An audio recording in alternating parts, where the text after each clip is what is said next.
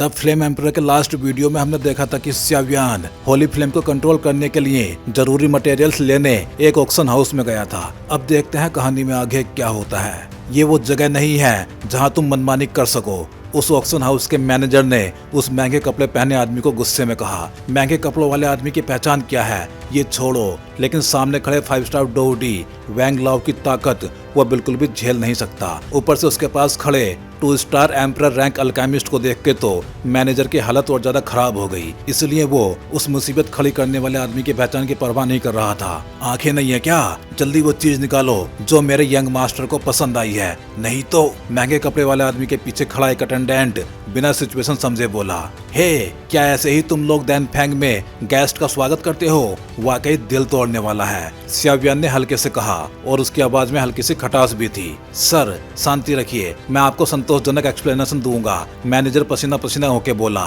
देखने में इतना युवा और विद्वान लड़का होते हुए भी एम्परर रैंक 2 स्टार अल्केमिस्ट, ऐसे आदमी के पीछे जो फोर्सेज होंगी उनकी कल्पना भी उसे डराती थी। अगर ऐसे बड़े व्यक्ति को नाराज कर दिया तो उसका अंजाम बहुत बुरा होगा।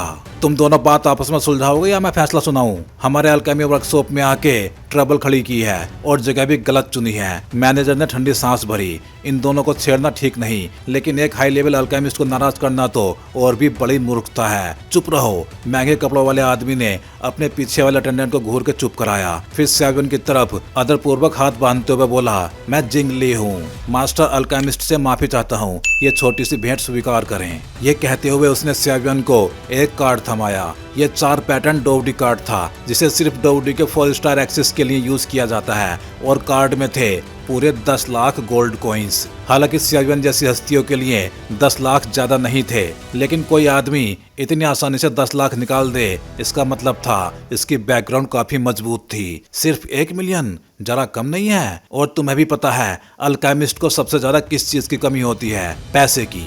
स्यावियन बोलने ही वाला था कि साथ खड़े बूढ़े आदमी ने पहले ही बोल दिया। साफ था जिंगली की बदतमीजी से वो भी गुस्से में था और चाहता था कि वो भारी कीमत चुकाए। इंचार्ज इन्हें आप ही संभालिए, स्यावियन ने बूढ़े आदमी का इशारा समझते हुए एक्टिंग में साथ दिया। जी सर। मैनेजर तुरंत जिंगले और उसके अटेंडेंट को पकड़ने के लिए आगे बढ़ा। रुकिए रेस्पेक्टेड अल्केमिस्ट, ये सोल वार्मिंग स्टोन नाम का प्रीशियस मेडिसिनल मटेरियल है। इसे लंबे समय तक पहनने से सोल पावर बढ़ती है। मुझे लगता है ये आपके जैसे अल्केमिस्ट के लिए एकदम परफेक्ट है, जिंगले ने जल्दी से कहा और मनी मन बड़बड़ाया। बास्टर्ड। सिचुएशन साफ थी। बूढ़े आदमी और हाई लेवल अल्केमिस्ट के बीच कोई समझ बन चुकी थी और अब उसे भारी कीमत चुकाए बिना छुटकारा नहीं मिल सकता था। ओह अगर ऐसा है तो ठीक है योर एक्सीलेंसी। स्यावियन ने हाथ हिलाया और 4 पैटर्न डोवडी कार्ड और सोल वार्मिंग स्टोन दोनों स्वीकार कर लिए। जिंगले की पलकों में भी झटके दौड़ गए। उसके दिल पे जैसे कोई चाकू फिर गया हो। ये सोल वार्मिंग स्टोन उसने करीब 1 करोड़ मतलब 10 मिलियन खर्च करके खरीदी थी। तो हम विदा लेते हैं मास्टर अल्केमिस्ट। बूढ़े जनाब वाकई बहुत क्रूएल हैं, स्यावियन हंसते हुए बोला।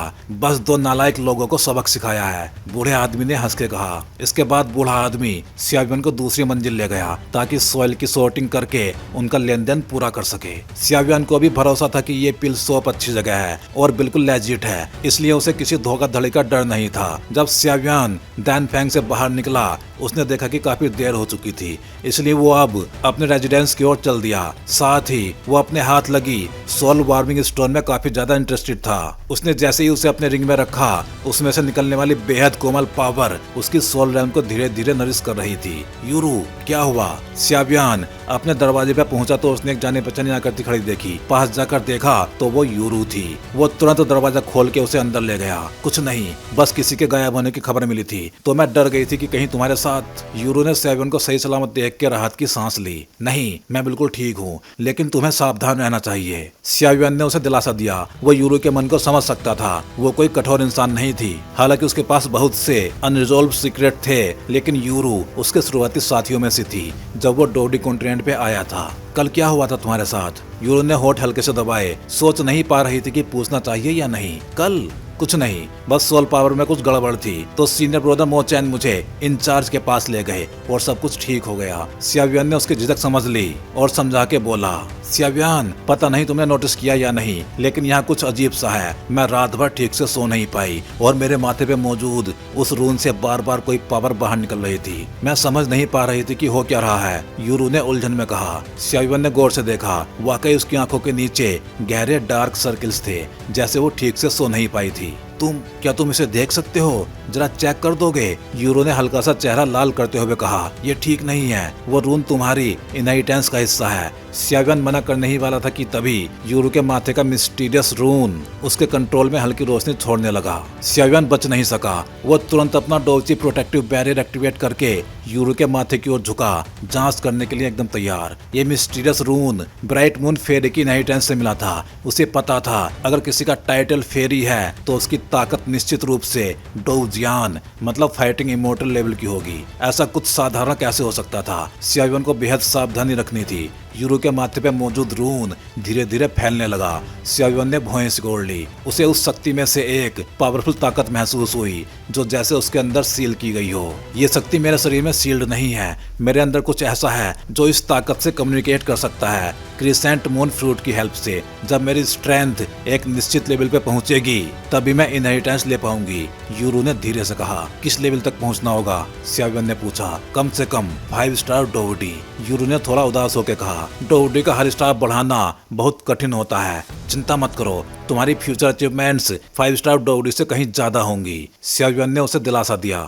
लेकिन उस जगह जहाँ पे इनहेरिटेंस लेना होगा वो जगह बहुत, यूरो ने घबराते हुए कहा। जब मैं 5 स्टार डोवडी बन जाऊंगी क्या तुम मेरे साथ चलोगे? उसने धीरे से पूछा। उसकी आवाज में उम्मीद और कोमलता दोनों थी। हमेशा साथ रहूंगा, सियावियान ने मुस्कुरा के कहा। लेकिन उसे अंदाजा भी नहीं था कि फ्यूचर में वो इस वादे पे पछताएगा। पिंकी प्रॉमिस 100 साल तक नहीं तोड़ना। यूरो ने हंसते हुए सियावियान की उंगली अपनी उंगली से टकराई। सियावियान हार गया। उसे उसकी ये नटखट हरकतें रोक नहीं पाई। उसके बाद सियावियान ने सोल पावर से उसकी बॉडी को डिटेल में जांचा, लेकिन कुछ खास मिला नहीं। तो उसने उसे समझाया, मुझे कोई बड़ा इशू नहीं दिखा, लेकिन कुछ दिन सावधान रहना। ये कुछ नर्व सूदिंग पिल्स हैं, आज रात इन्हें लेने से तुम ठीक से सो पाओगी।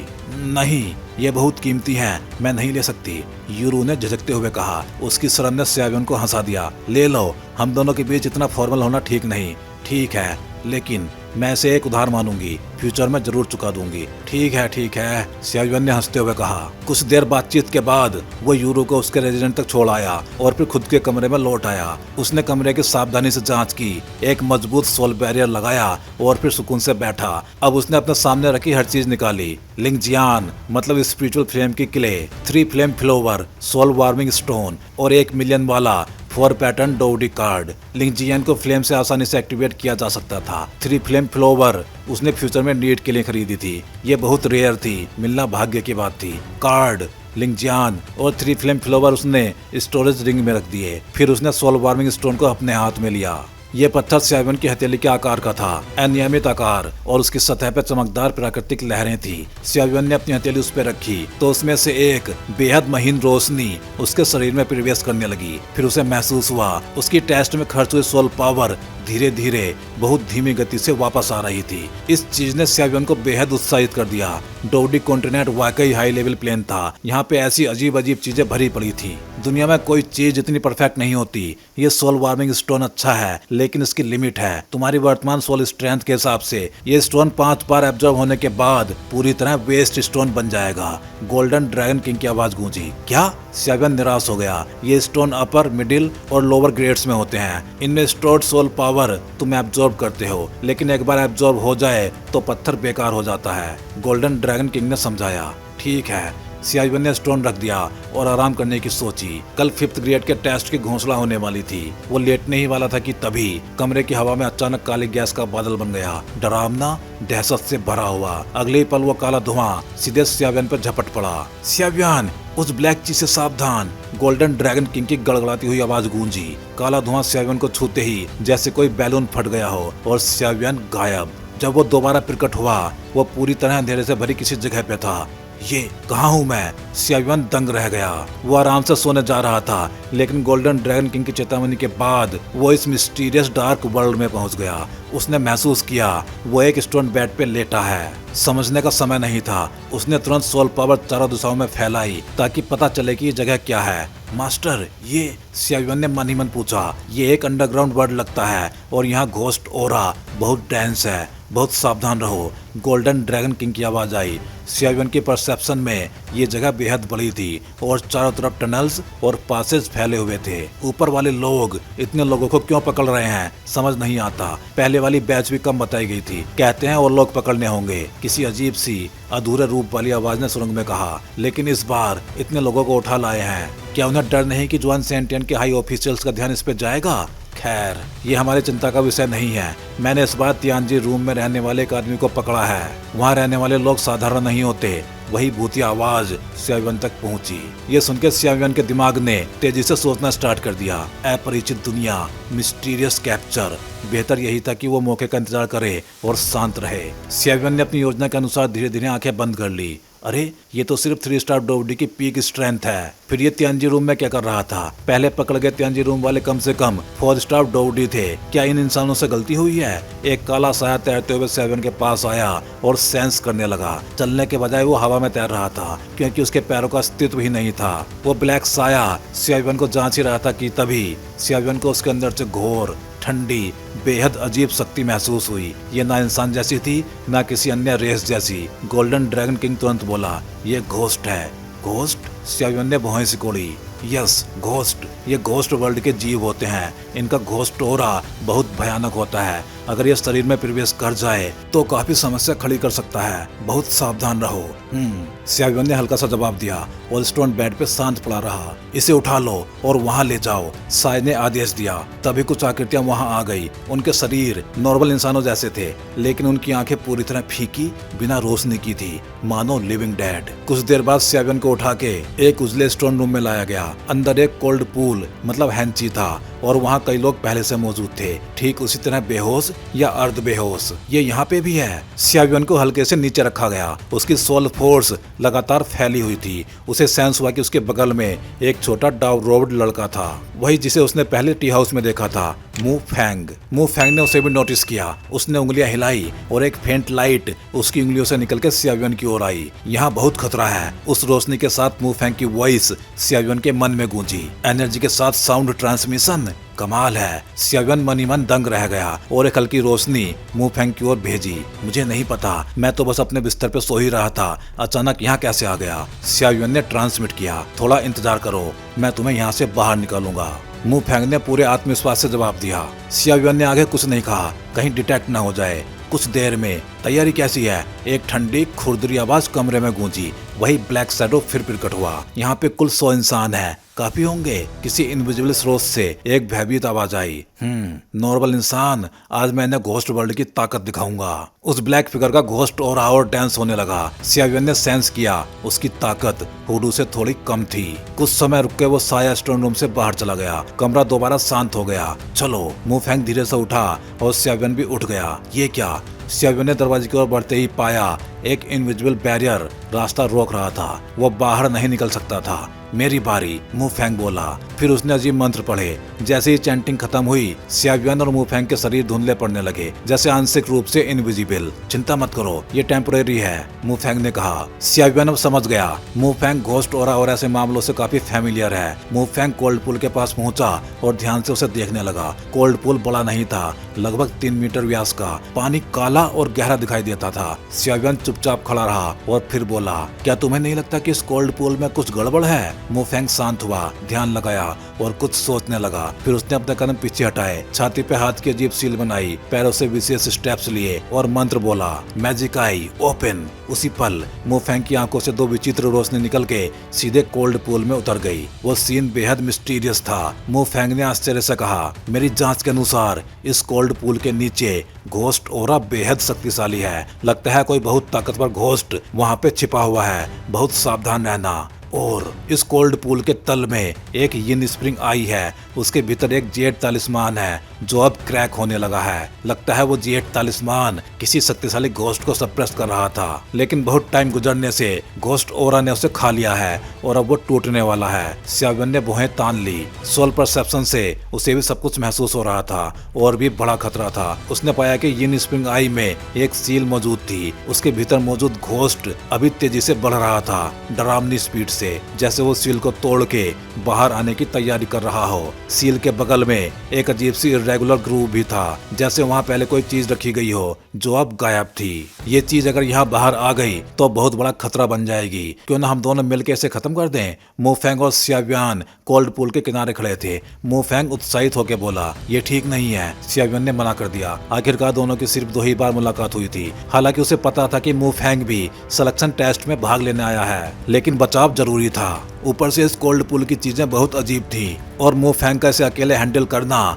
स्यावियन को किसी साजिश जैसी बात लग रही थी। तुम ऐसा कैसे कर सकते हो? मैंने तुम्हें बचाया और तुम लोगों को मरने देना चाहते हो? अगर कोल्ड पॉन्ड की ये चीज बाहर निकल गई, पता नहीं कितने लोग मरेंगे, मुफेंग ने गुस्से से कहा। स्यावियन भी उसकी बच्चे वाली जिद से थोड़ा परेशान हो गया। तुरंत इनकार करना आसान नहीं था, क्योंकि थोड़ी देर पहले मुफेंग ने ही उसे इनविजिबल किया था और उस समय स्यावियन ने मुफेंग की आंखों में एक अलग सी चमक देखी थी, जिससे लगता था कि ये लड़का शायद कुछ अनजान रहस्यों को जानता है। क्या तुम पक्का हो? स्यावियन अनिश्चित था। आखिरकार स्यावियन भी कोल्ड पूल के नीचे छिपी घोंसले ताकत को महसूस नहीं कर पाया था। वो बेहद शक्तिशाली थे।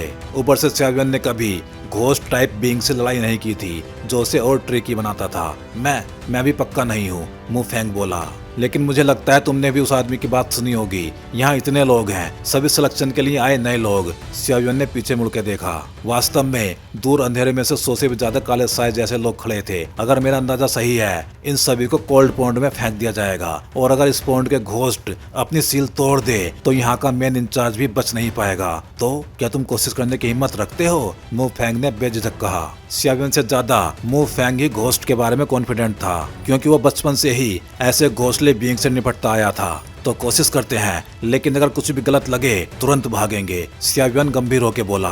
मुझे पता था तुम यही कहोगे। मुफेंग मुस्कुराया। सावधान रहना, स्यावियन ने चेताया।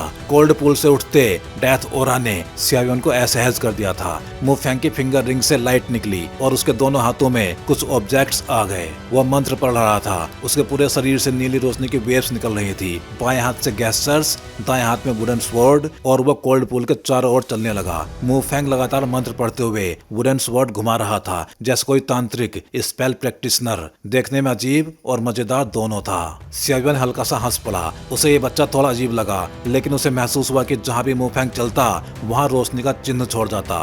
वुडन स्वॉर्ड में भी बहुत बैकअप पावर जमा हो रही थी। गोल्डन ड्रैगन किंग ने गंभीर आवाज में कहा, मैंने सोचा भी नहीं था कि इस दुनिया में अब भी कोई बागवा यिन यांग टेक्निक जानता होगा।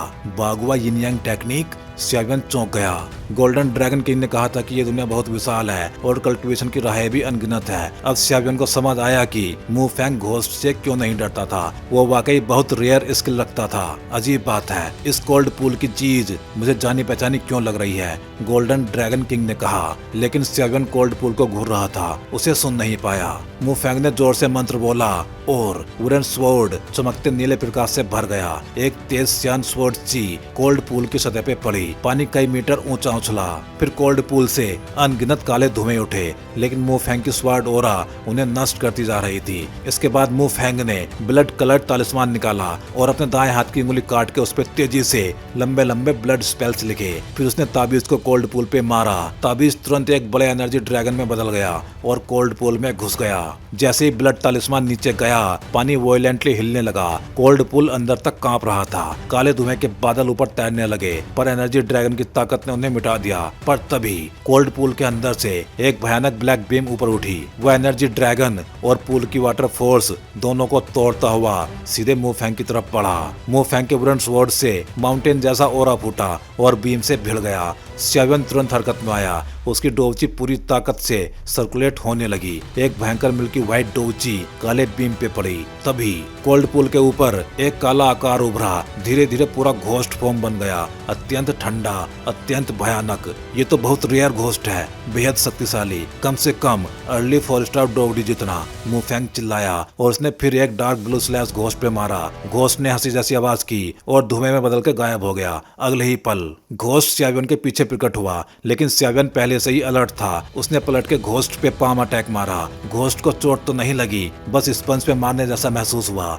घोस्ट फिर से अटैक करने ही वाला था, तभी कोल्ड पूल जोर से उबलने लगा। बड़े बड़े बुलबुले और बेहद घना काला धुआं उठने लगा। गोल्डन ड्रैगन किंग गरजा, स्यावियन भागो, वो मौत है। स्यावियन का दिल दहल गया। उसने तुरंत मंत्र पढ़ते हुए मुफैंग को पकड़ के तेजी से भागना शुरू किया। मुफैंग अभी भी मंत्र पढ़ रहा था, लेकिन उसे घसीट के स्यावियन ले गया। कोल्ड पूल से उठता ब्लैक ओरा वाकई पहले कभी महसूस नहीं किया गया। प्योर डेथ की गंध थी। मुफैंग पीछे देखते हुए चिल्लाया, ये क्या है? दोनों एग्जिट की तरफ भागे, लेकिन रास्ता बंद था। किसी इनविजिबल शक्ति ने उन्हें पीछे ढकेल दिया। घोस्ट वर्ल्ड की बैरियर है, मुझे करने दो, मुफैंग बोला और मंत्र पढ़ने लगा। Sky and earth infinite, universe yin Yang open. Barrier टूट गया। दोनों इनविजिबल होते हुए बाहर की ओर भागे। घोस्ट उन्हें पहचान नहीं पाए। रास्ते में कई पेट्रोल घोस्ट थे, लेकिन यिन यांग कॉन्सिलमेंट के कारण दोनों हवा की तरह गुजर गए। स्यावियन ने पूछा, मास्टर, कोल्ड पूल में वो चीज क्या थी? गोल्डन ड्रैगन किंग बोला, कोल्ड पूल के नीचे सील्ड चीज वो घोस्ट एम्परर है। घोस्ट वर्ल्ड हायरार्ची कुछ ऐसी है: ghost soldier, ghost general, ghost marshal, ghost king, ghost emperor और घोस्ट इमोर्टल। तुम्हारे सामने जो था वो घोस्ट स्पिरिट था और नीचे घोस्ट एम्परर है। अगर वो बाहर आ जाए तो तुम दोनों मारे जाओगे। मुफैंग ने स्यावियन को पुकारा और दोनों एक टनल में घुस गए। उधर कोल्ड पूल पे घोस्ट स्पिरिट कांप रहा था। सील लगभग टूट चुकी थी। घोस्ट ने 100 ह्यूमंस को कोल्ड पूल में फेंक के घोस्ट एम्परर को जगाने की कोशिश शुरू कर दी थी। ब्लैक और गोल्ड एनर्जी टकरा रही थी। ब्लैक एनर्जी गोल्ड को दबाने लगी। भागते टाइम स्यावियन और मुफैंग एक बेहोश आदमी पर ठोकर खा गए। मुफैंग, ये इंसान लगता है, उसे उठाओ और चलो।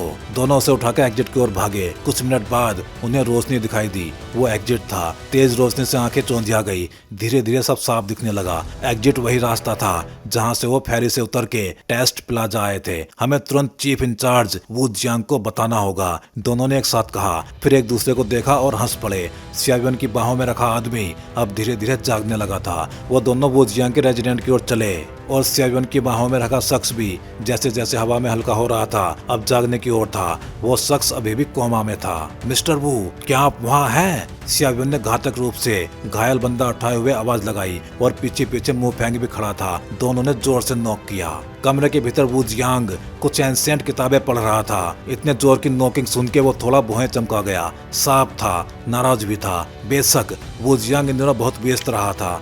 पहले तो 60 से अधिक लोग गायब हुए थे, यही काफी परेशानी थी। ऊपर से आज जुआन सेंटियन से आदेश आया था और ट्रायल्स शुरू होने वाले थे। अगर ये मिसिंग लोग अभी तक सॉल्व ना हुए और ट्रायल्स शुरू हो गए और ऊपर के लोगों को संख्या गलत लग गई तो उसका नसीब खराब हो सकता था। कौन है? वो जियांग ने किताब नीचे रखी और दरवाजा खोला।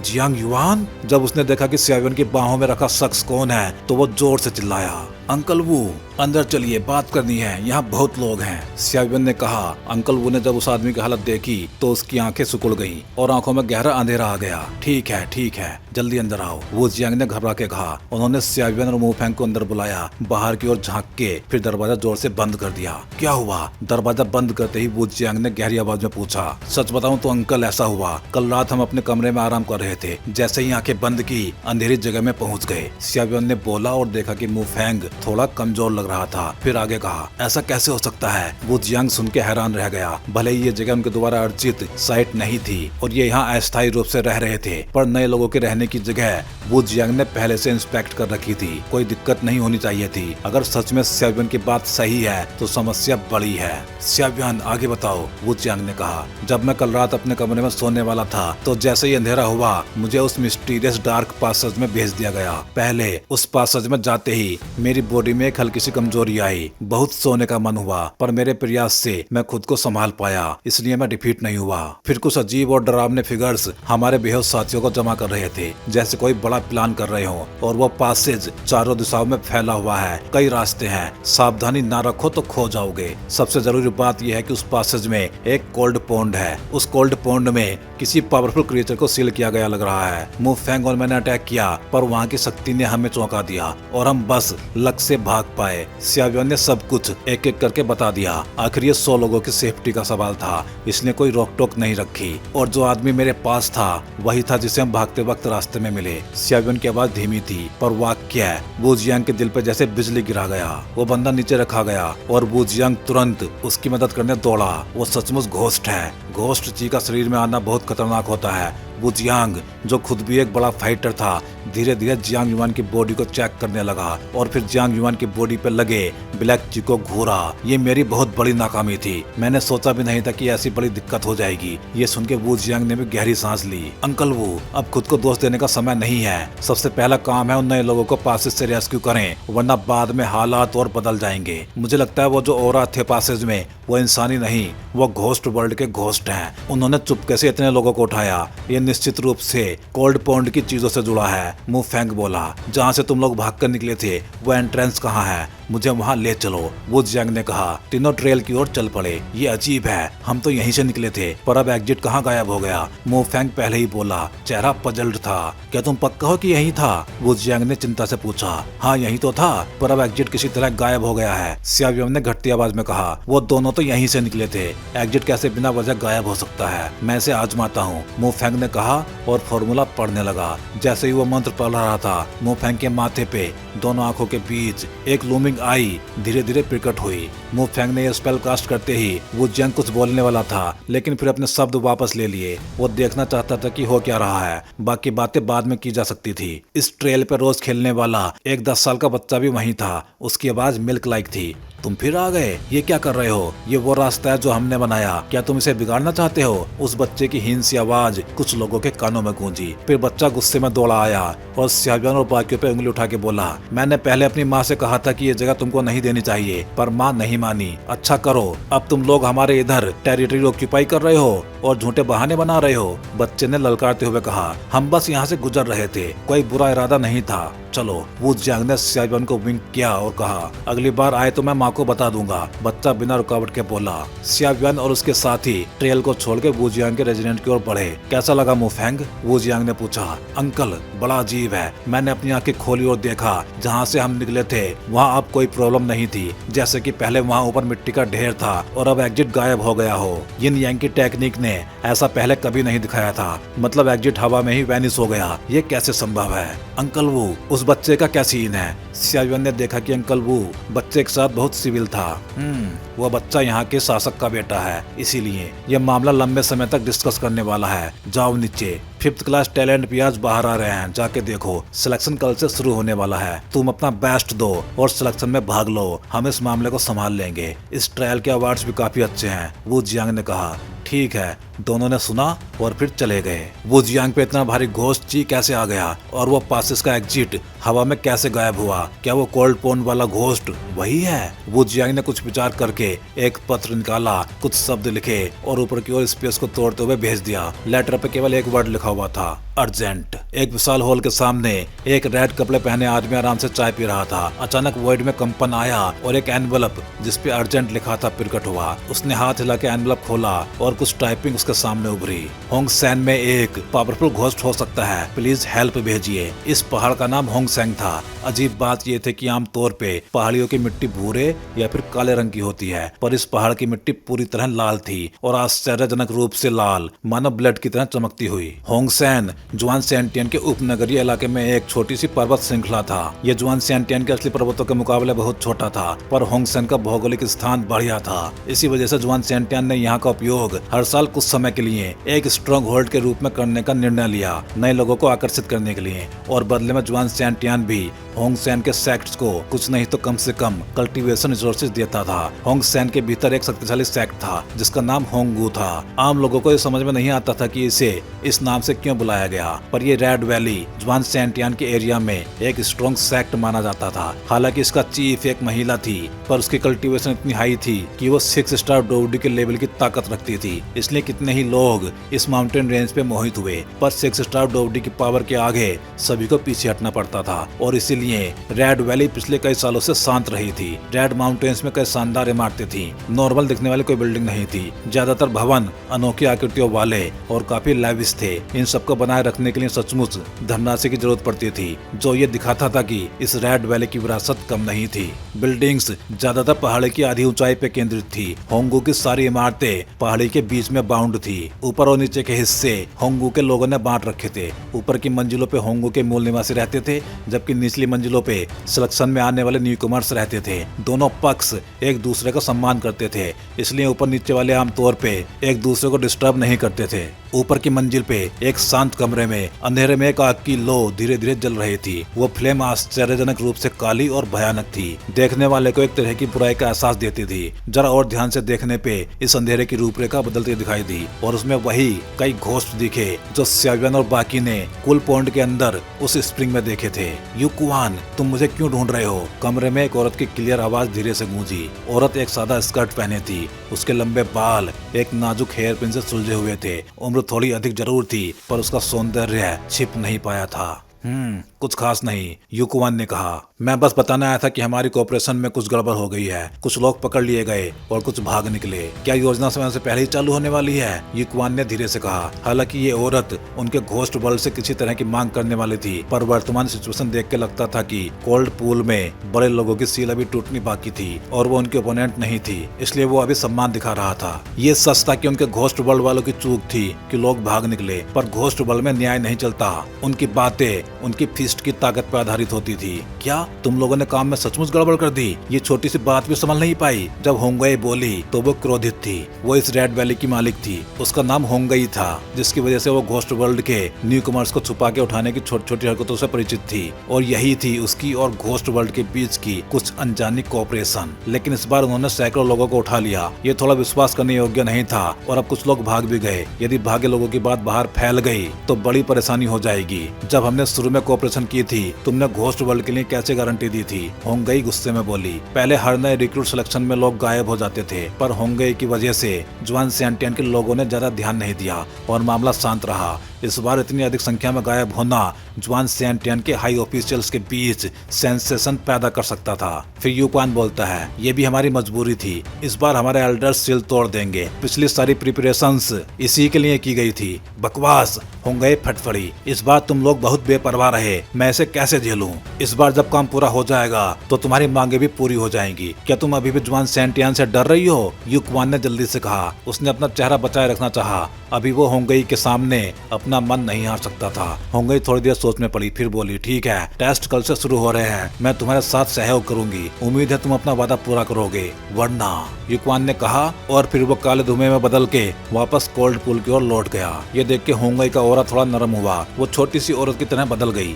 धीरे से बुक केस के पास चली गई, एक किताब घुमाई और एक सीक्रेट रूम प्रकट हुआ। गूलैंग, मैं जानती हूँ मेरा काम गलत है, पर मैं ये सब तुम्हारे लिए कर रही हूँ। तुम बिन इस दुनिया का क्या मतलब? होंगई ने कहा। जब तुम जाग जाओगे हम उड़ के चले जाएंगे और फिर कभी वापस नहीं आएंगे। ऐसी जगह जहाँ सिर्फ हम दोनों हो। क्या तुम सोचते हो ये ठीक होगा या नहीं? होंगई की आंखों से आंसू टपक गए। उसकी बाहों में रखा व्यक्ति एकदम शांत था। होंगई ने उसे सफेद सैटिन में लपेटा हुआ था, जैसे किसी मम्मी को। लॉर्ड यू, एक आदमी पहले ट्रेल पे आके हमारे एंट्रेंस को जांचने गया था। हमारी रोटेशन के कारण वो हमें पकड़ नहीं पाया, पर हो सकता है हमने खुद को उजागर कर दिया हो। क्या हमें यहाँ से जगह बदल लेनी चाहिए? एक काला भूत भी बोला। ठीक है, तुमने अच्छा किया, युकुआन ने कहा। सब पैक करो। जो कुछ भी साथ नहीं ले जा सकते उसे नष्ट कर दो। मैं कल निकलने वाला हूँ, युकुआन ने कहा और फिर कोल्ड पोन के स्टोन रूम की ओर गया। क्या हाल है? युकुआन ने पूछा। लगभग समय हो गया है। तुम्हारे लॉर्ड ने इन मनुष्यों का ब्लड एब्जॉर्ब कर लिया है। उसकी शक्ति 10 में से 9 तक वापस आ चुकी है। अब सील टूटना बस समय की बात है, घोस्टली वॉइस ने कहा। अगला कदम शांतिपूर्वक टेस्ट कराना है। मैं इस बार के न्यूकमर्स के सिलेक्शन का बेताबी से इंतजार कर रहा हूँ, युकुआन ने लालची स्वर में कहा। कोल्ड पॉइंट का पानी जो पहले गहरे भूरे रंग का था अब रेड ब्लड पानी बन चुका था। भारी ब्लड ओरा स्टोन रूम में फैल रहा था और तालाब उबल रहा था। ऐसा लग रहा था जैसे कुछ प्रकट होने ही वाला हो। मुफेंग, तुम अब कहाँ जा रहे हो? स्यावियन ने आश्चर्य से पूछा, जबकि मुफेंग उसे खींच रहा था। आज वो दिन है जब 5th क्लास टैलेंट की घोषणा होगी और वही दिन है जब ट्रायल्स के रूल्स भी घोषित होंगे। चलो अभी जाकर देखें। तो भाई लोग, इस वीडियो में बस इतना ही। चलिए फिर जल्दी ही मिलते हैं अगले वीडियो में।